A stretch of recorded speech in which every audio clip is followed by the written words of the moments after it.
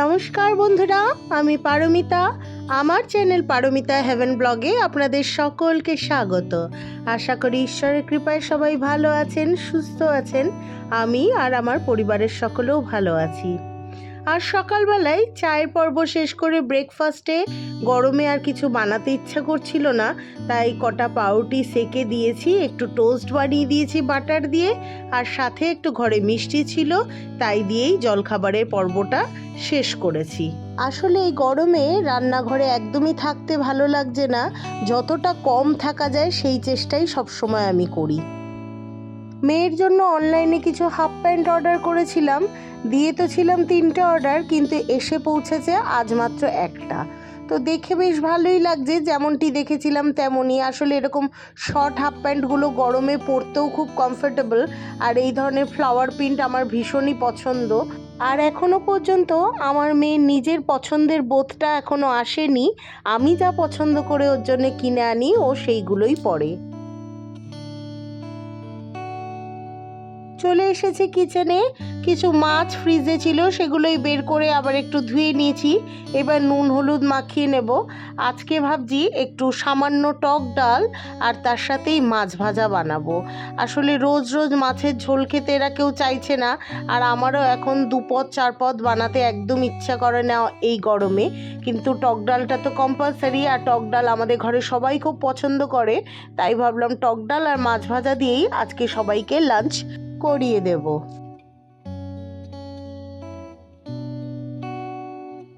প্রত্যেক দিনই গরমের দাপট যেন বেড়েই চলেছে। 39 ডিগ্রি, 40 ডিগ্রি, 41, 42 ডিগ্রি পর্যন্ত গরম বেড়ে গিয়েছে। জানি না আগামী সময় আর কত গরমের সম্মুখীন হতে হবে। আর এতটা কষ্ট হচ্ছে এই গরমে, আর ভালো লাগছে না। কাপড় জামা নিমেষে ভিজে যাচ্ছে ঘামে।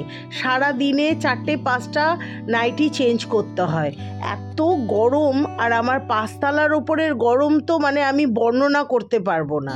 সকালবেলা আমি জানলাগুলো এখন আর খুলি না, ঘরটা যেহেতু আমার এসি চলার কারণে ঠান্ডা থাকে, তাই আমি আর এই জানলাগুলো খুলে ঘরটাকে আর গরম করি না। তবে ব্যালকনির দরজাটা একটু খুলে রেখেছি, কারণ আমি এখন বিছানার এই চাদরগুলো একটু ব্যালকনিতে ঝেড়ে আনবো। আর এখন বিছানাতেও পাতলা এই কটনের বেডশিটগুলো ছাড়া মোটা বেড কভার পাতার উপায় নেই। 2 দিন ছাড়াই চাদর চেঞ্জ করতে হয়। তবে লাস্ট যেই চাদরটা আমি বিছানাতে বিছিয়ে রেখেছিলাম, ওটা আমি পয়লা বৈশাখের দিন নতুন বিছিয়েছিলাম বলে বেশ কিছুদিন রেখেছি। তবে এখন যা গরম পড়েছে, মোটামুটি 4-5 দিনেই আমি চাদর চেঞ্জ করে ফেলবো।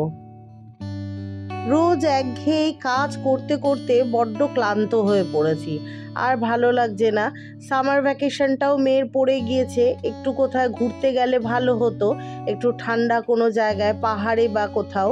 কিন্তু তার আর এই বছর মনে হচ্ছে উপায় হবে না, কারণ আমরা একটা অন্য ব্যাপারে একটু আটকে আছি। সেই ব্যাপারটা নিশ্চয়ই সময় বিশেষে আপনাদের জানাবো। সেই জন্য এই বছর আর কোথাও হয়তো যাওয়া হবে না।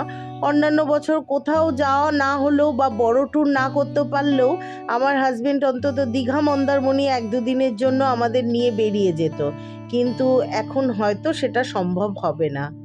বলতে বলতেই হাতে তরমুজ আর আঙুর নিয়ে উনি গরমে ক্লান্ত হয়ে চলে এসেছেন ঘরে। এখন সবাইকে দুপুরের লাঞ্চ দেব।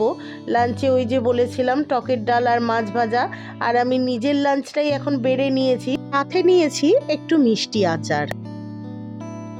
শুভ সন্ধ্যা বন্ধুরা। সন্ধ্যাবেলা বেরিয়েছিলাম একটু হাজবেন্ডের সাথে ফুচকা খেতে, আর এখন দেখুন ভিডিও করছি বলে কেমন ফুচকার মতো গোল গোল চোখে আমার দিকে মিচকি মিচকি হেসে তাকাচ্ছে। আসলে ও অনেক দিন ফুচকা খায় না। আমার ফুচকা খাওয়া হয়ে গিয়েছে, ও বললো আমি আরও কিছুটা খাবো। আচ্ছা ঠিক আছে, তুমি দাঁড়িয়ে খাও মন ভরে, আমি সেই সুযোগে তোমার একটু ভিডিও নিই, পরে আমি তোমাকে দেখাবো যে তুমিও ফুচকা আমার থেকে কিছু কম খাও না।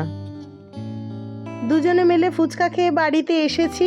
মেয়ে আবার জেদ করলো ওকে নিয়ে একটু বেরোতে হবে, তাই ওকে নিয়ে একটু বেরিয়েছিলাম। আমাদেরই বিটি রোডে একটা চাকনাওয়ালা বলে রেস্টুরেন্ট আছে, সেখানে ও আজকে বলল কি শোয়ারমা রোল না কি পাওয়া যায় সেটা খাবে, আর তার সাথে ড্রামস অফ হেভেন বলে এই চিকেনের এই ললিপপ টাইপের জিনিসগুলো খাবে। সব কি সব নাম জানি না, এগুলো তো আমরা চিকেন ললিপপ বলেই জানি। তো এটাতেই একটু সস টস দিয়ে ভেজে ভুজে দিয়েছে, ও ওটার নাম দিয়েছে ড্রামস অফ হেভেন। যাই হোক, ওকে নিয়ে গিয়েছিলাম ওর মনের মতো খাবারগুলো খাওয়াতে। তার সাথে আমিও অবশ্য পেট পুজো করেছি।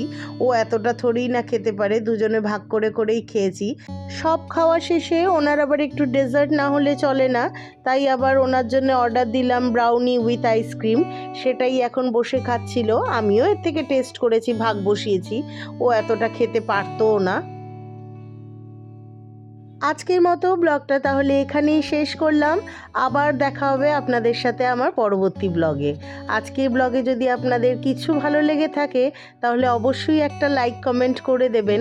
আর যদি চান আমার চ্যানেলের পাশে থাকতে তাহলে আমার চ্যানেলটিকে একটা সাবস্ক্রাইবও করে দিতে পারেন। আর যারা অলরেডি এটা করে দিয়েছেন তাদের জানাই অসংখ্য ধন্যবাদ। ভালো থাকবেন, পরিবারের সকলকে ভালো রাখবেন, আর প্রয়োজন ছাড়া বাইরে বেরোবেন না। টাটা।